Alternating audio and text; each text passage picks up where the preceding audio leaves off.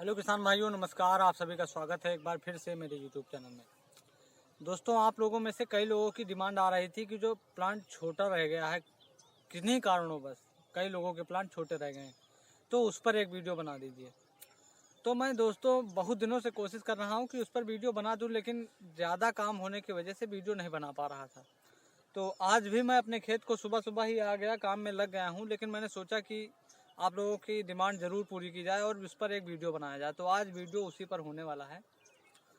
तो दोस्तों, जिन लोगों के प्लांट छोटे रह गए हैं उनमें क्या किया जाए, कोई बहुत बड़ा ऐसा सोल्यूशन नहीं है कि आप तुरंत उस पर अप्लाई करें और तुरंत बड़ा हो जाए। उसके लिए प्रोसेस है, उसको आप लोगों को अपनाना पड़ेगा। अगर आप लोग वैसा कर ले जाते हैं तो हो सकता है कि आपका प्लांट जल्दी ग्रोथ कर ले जाए।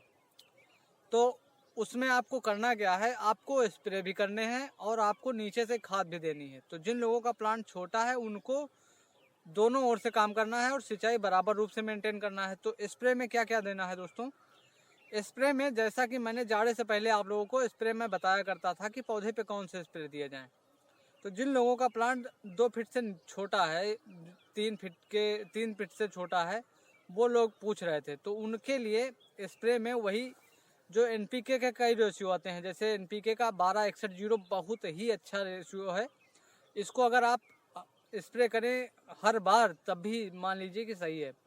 तो आपको 2 रेशियो एनपीके के लेने हैं जब भी लेना है। तो जैसे एक बार में 12-61-0 प्लस 19-19-19, दूसरे स्प्रे में आपको 17-44-0 प्लस 18-18-18। इस तरीके से आपको हर बार एनपीके के वाटर सोल्यूबल जो एनपीके के रेशियो आते हैं 1-1 किलो के पैकेट, इनको हर बार रेशियो बदल बदल के आपको स्प्रे में यूज करना है। साथ में आपको बोरान, किसी बार कैल्शियम, किसी बार मैग्नीशियम सल्फेट, इनका सबका यूज करना है दोस्तों।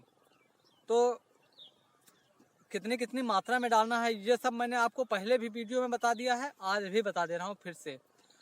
जब आप बोरान का स्प्रे कर रहे हो तो बोरान का स्प्रे होना चाहिए 2 ग्राम प्रति लीटर पानी के हिसाब से हमेशा।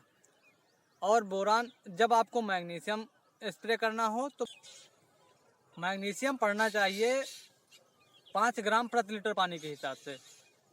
और जब कभी आप जो कैल्शियम हमने स्प्रे वाला बताया था, कैल्शियम जो आता है यारा वीरा का, उसको क्या बोलते हैं, स्टॉपिट, यारा वीरा स्टॉपिट भी आपको 5 ml प्रति लीटर पानी के हिसाब से यूज करना है।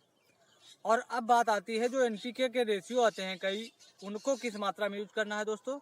तो एनपीके का जो 1 किलो का पैकेट होता है, चाहे वो जिस रेशियो का हो, एनपीके का 1 किलो का पैकेट 100 लीटर पानी में आपको घोलना है।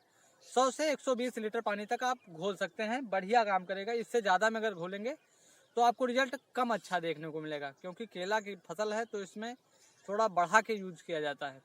तो हर बार आपको 2 पैकेट लेने हैं 100 लीटर पानी के लिए। दोनों पैकेट अलग अलग रेशियो के होने चाहिए, या तो 12-61-0 के साथ में 19-19-19, या तो 17-44 के साथ में 19-19, या तो फिर 13-0-45 के साथ में कोई अन्य रेशियो। तो इस तरीके से आपको हर बार रेशियो अलग अलग यूज करने हैं और आपको हर 8 से 10 दिन में एक स्प्रे जरूर मार देना है। तो इस तरीके से आपको 1 महीने तक करते रहना है स्प्रे वाला काम। और नीचे से जो खाद मैंने बताई है वो इस समय आप डलवा के हल्का हल्का मिट्टी उसमें लगवा दीजिए। जो लोग ड्रिप एलिगेशन पे लगाए हैं वो लोग जिस हिसाब से अपना ड्रिप एलिगेशन में खाद वगैरह देते हैं उसका मुझे ज़्यादा अनुभव नहीं, इसलिए मैं उस पर टिप्पणी नहीं करूँगा। तो आप लोग ड्रिप एलिगेशन में अपने हिसाब से जो नीचे से खाद देते हैं वो देते रहें।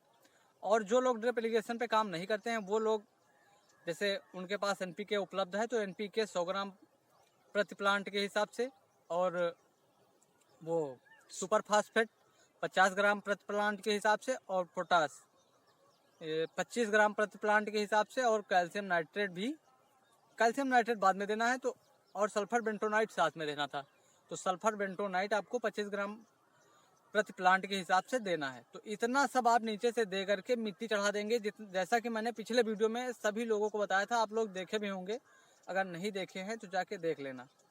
आपको नीचे से जितना खाद मैंने बताया है जुताई करवा के डाल के मिट्टी चढ़ा देना है, इतना काम नीचे से कर लेना है। और स्प्रे बराबर रूप से करते रहना है, सिंचाई समय समय पर करते रहना है। और अब जब आप दोबारा खाद डालेंगे, दोबारा सिंचाई करेंगे, तो दोबारा सिंचाई में आपको यूरिया प्लस माइक्रो न्यूट्रिएंट देना है। और आपको एक चीज़ हमेशा याद रखना है कि अब आपको थोड़ा यूरिया नाइट्रोजन की मात्रा बढ़ानी पड़ेगी। तो नाइट्रोजन की मात्रा बढ़ाने के लिए आपको इस यूरिया पे थोड़ा जोर देना पड़ेगा, और ज़्यादा मात्रा में थोड़ा यूरिया जब यूज़ करेंगे तो प्लांट की ग्रोथ जल्दी हो जाएगी और तैयार हो जाएगा। तो दोस्तों उम्मीद करता हूँ कि आप लोग समझ गए होंगे, जिनका प्लांट छोटा है वो क्या करें तो उनका प्लांट जल्दी से तैयार हो जाए। तो दोस्तों मिलते हैं फिर अगले वीडियो में इसी तरीके की इंटरेस्टिंग जानकारी के साथ। अगर दोस्तों आप लोगों को वीडियो अच्छा लगता है तो वीडियो को ज़रूर लाइक कीजिएगा, और अगर आप लोग चैनल पर नए हैं तो चैनल को सब्सक्राइब कर लीजिएगा। तो फिर मिलते हैं अगले वीडियो में, तब तक के लिए नमस्कार।